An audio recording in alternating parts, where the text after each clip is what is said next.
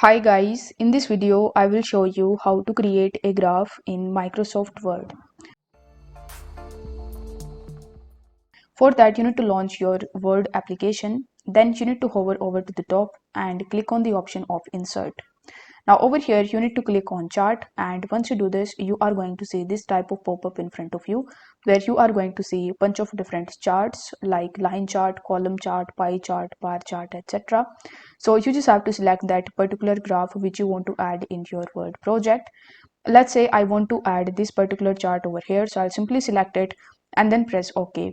Once done, you will see that now you have successfully inserted your graph in Word, and you will also notice that you are going to see this Excel sheet over here. So with the help of this Excel sheet, you can make changes in your data in your graph. For example, instead of this category 1, you want to add year. So if I type year in this section, you will notice that the changes are also applying into my graph.